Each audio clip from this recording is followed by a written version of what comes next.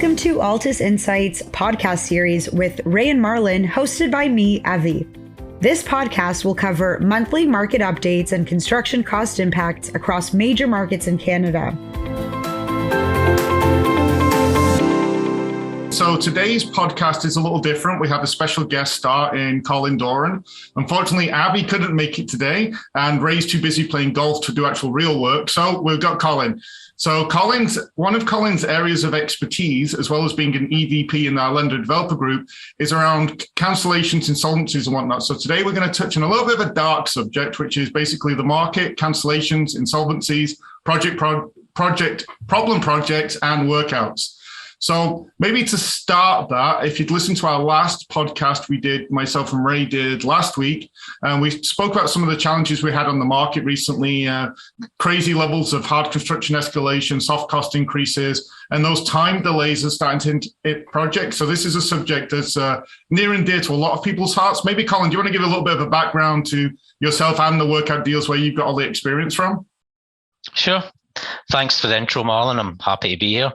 I think right now there's a lot of market factors converging, given a little bit of, a lot of the lenders are uncomfortable right now. With rising interest rates twinned with cost escalation, I would say unprecedented cost escalation over the last couple of years. Delays in projects, the impact of the pandemic on some projects. There's a bit of a concern out there that, over the years, a lot of lenders here in Canada have been blessed with the fact that we've had a great market. They may only have been involved in one or two bad deals. And even if it was a bad deal, they got out in whole. The project was sold, or they managed to work it out and get fully paid out.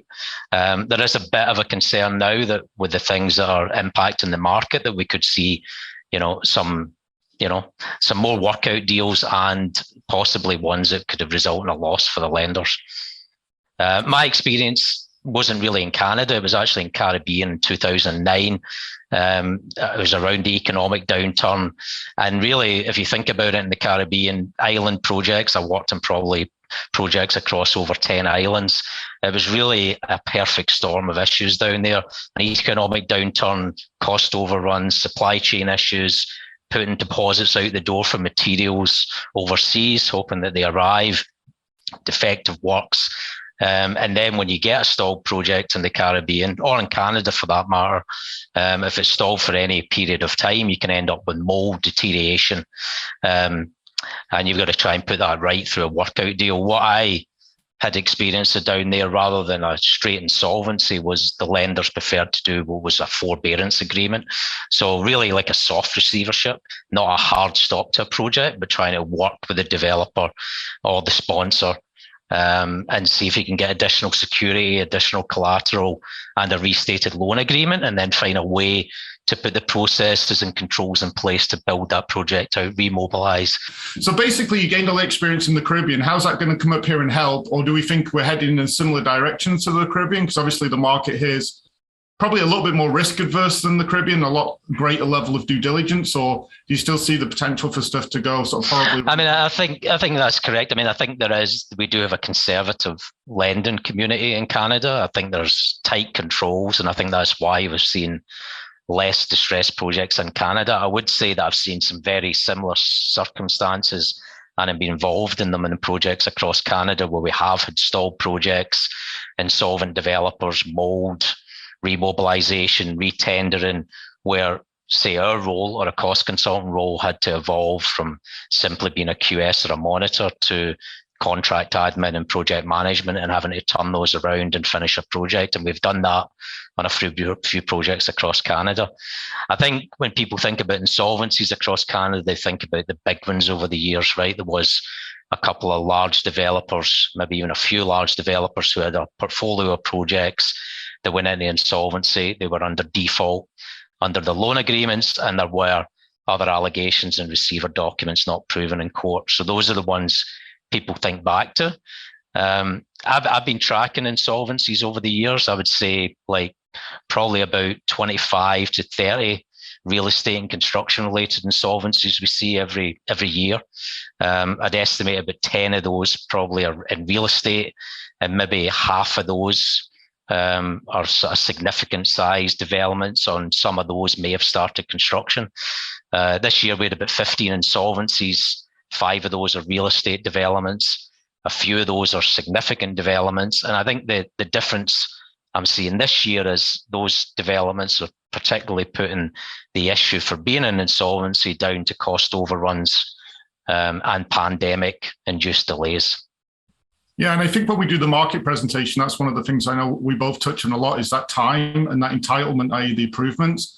And that seems to be what causes a lot of the issues in the development sold. It takes 6 months, 12 months longer than expected to get the planning approvals. Now all of a sudden the project ends up underwater because escalations in double digits. And I think a lot of that goes down to just how long the approvals process takes, not just in Toronto, but across a number of the cities in Canada. And that actually doesn't seem to be getting better. So taking into account, it's actually got worse, not better. It used to take 12 months, say, to try and get through SPA in Toronto. Now you're up to 2-3 years. Are we going to see more projects that have issues that sold, say, 2019, 2020 still aren't in the ground? Is that the ones we need to start watching across Canada? I think so. I mean, I think there was a couple of recent examples over the last month. There was a condominium in actually both Mississauga projects, a condo in Mississauga, 14-story, that appears to have been hit with cost overruns, supply chain issues. The majority of units are sold, costs exceed revenue, and then it ends up in an insolvency position. There's another one in Mississauga recently, 45-unit property, semis and detached homes. And that one, probably, it just never made it to construction. So again, probably both sold around the same time, 2019. And that one, the developer ended up selling the project on to another party. So both instances, potentially the purchasers lose out. But, in the second instance there, the developer managed to sell the project on for a profit or the land.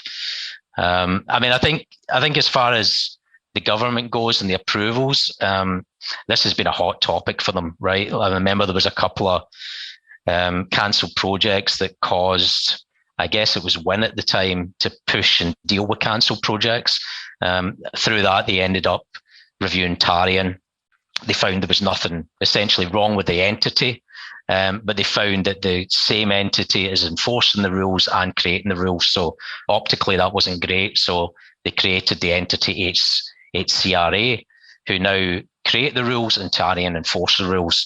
Doug Ford's obviously been out, talking about how he's against cancellations, certainly when it's not the fault of the buyer. And I think it was right that Build came out and sort of agreed with being involved in that process of looking at how we can create better rules in that. But they also mentioned that any penalties for developers have to be balanced with between additional consumer protection and the understanding that cancellations sometimes just happen because projects become unprofitable. And I think, to go back to your point there on approvals, it comes back to that, right? I don't believe any developer purposely goes into a project wanting it to be cancelled and go back and ask for additional monies. Things happen, they can't execute, they get caught up in planning and approvals, and all these things contribute to a cancelled project. So I do believe that approvals process is something that really has to be looked at. That's what has made projects so risky over the past several years, because it takes so long to get through the approvals process.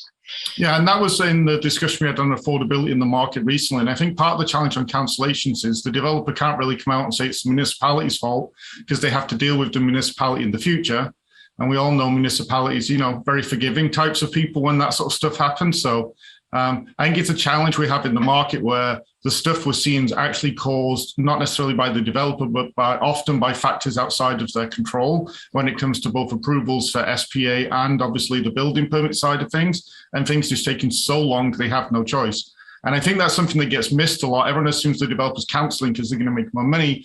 A lot of the times they cancel because they're into single-digit profits, if not lower, and they just simply cannot get financing anymore. The bank will not extend money because of the size of risk, which I suppose segues nicely into that sort of the risk side of things, which obviously the lenders and developers both focus on risk. How do you see the risk profile changing for both sides now, especially where interest rates have been heading recently? Yeah, I mean, the one thing I would point out there, and the last point we just talked to there as well, is if you look at cancellations, most cancellations, in fact, I would say all cancellations pre-2015 were due to basically the market or the project not being viable. They didn't make enough sales. It was only after 2016 that you started seeing almost all the projects being pre-sold and being held up and cancelled because of either entitlements or cost overruns, being held up in that entitlement process. And I think this is something you've mentioned in your presentation. No longer is it good enough to be excellent at land acquisition and sales because you can get the sales. You have to be good at everything. You have to be good at the planning and the entitlements. You have to be excellent at execution and close out as well, right? And that's what makes it so challenging now, and why the Tier A guys have continued to be successful. Yeah, and I mean, that risk side of the things, again, we spoke about how projects have been cancelled, how that flip over happened in 2015, 2016 to where we are today. So how did the lenders deal with this in terms of what's the advice to a lender if they're starting to see a project that could go distressed? What's the sort of the very basic steps, obviously without giving away too much, but what's the basic steps they should do other than call you? I mean, I think all the questions that we've been getting back in our market presentation could be anticipated, right? They look around the QS's reporting, the borrower, the sponsor, their experience to execute, where the equity's coming from. Is there enough equity in the deal to start with? Their experience internally, whether they're constructing themselves or using a third-party construction manager. And then now that the market's turning a bit, they have a focus on those committed costs because that's 70% threshold or 50% on first advance to de-risk the budget. So I think they're focusing a lot more heavily on the quality of those commitments. And when I say the quality of the commitments, I mean, what level of drawings have they been awarded on? Have they been awarded on issued for construction? Is it a dated quote? Is it a unexecuted contract, or is it a contract? Like, all of these items should really be calculated back on the development contingency or the construction contingency, right? If you're sitting with a whole bunch of quotes, then the budget is less de-risked, right? And there's certainly a risk there in today's market. I think we see them focusing a lot on cancelled check reviews. And obviously certification of cost deposits. The last thing a lender wants is they do ended up in a distressed situation and they have an over-certification of costs and they have outstanding payables, right, for several months. That puts the project underwater. It means it's less viable if they do choose to sell it. I think when you run in, certainly I would say when you run into a distressed, well, it's not quite a distress, but certainly a problem project, one that's been delayed. The way I always explain it is in our project monitoring role or a QS role, it's no use just reporting bad news every month, right? Because the budget, it's over budget, it's behind schedule. I really feel it's a collaborative effort with the developer and the lender, and sometimes that takes sort of hard conversations with the developer, whether that's on an equity call, whether it's on plugging those gaps that they have inexperience on. Maybe they're missing the project management side of things, or they have some holes. Delving in more into the issues. If they can't get occupancy, what are the items that are holding up? What are the supply chain issues that are affecting the project? Because as much as under this QS role we monitor, usually when projects go offside, the flow of information gets less rather than increases. So really it's a case of having to try and blow that open and get as much information on a project as possible so as you can understand the issues and turn the project around, as I say, rather than reporting bad news. Yeah, and I mean, we've spoken a lot about high rise, and I suppose it's implied we're talking about condo, but we have seen some low rise projects recently starting to have some trouble, mainly around townhomes. Some of that's been in the news, not necessarily our projects. And then obviously the challenge on the purposeful rental side now is, we've been talking a lot about this, is cancellations of purposeful rental don't show up as a cancellation. The project just never happens.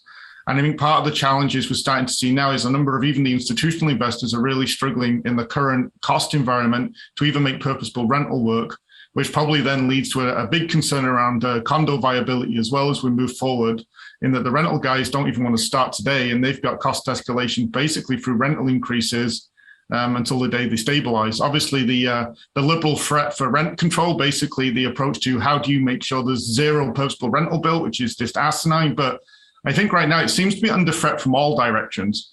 And one of the other points is, we often talk about distressed projects and council projects. You'll know in Canada we don't have that many.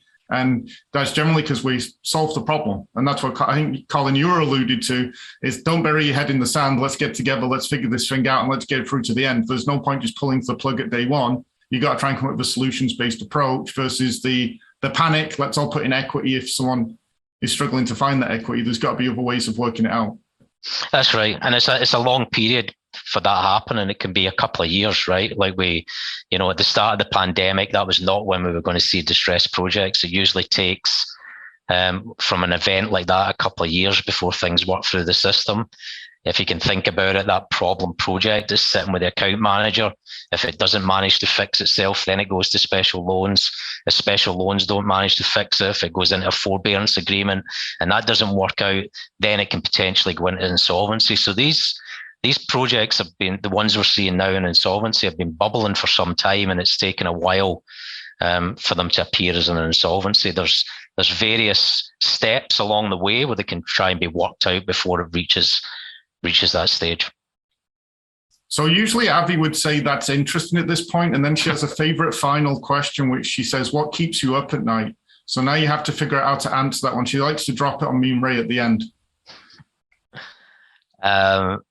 What keeps me up at night is my projects that are in trouble. That's why we use a traffic light system. We're constantly reviewing these projects.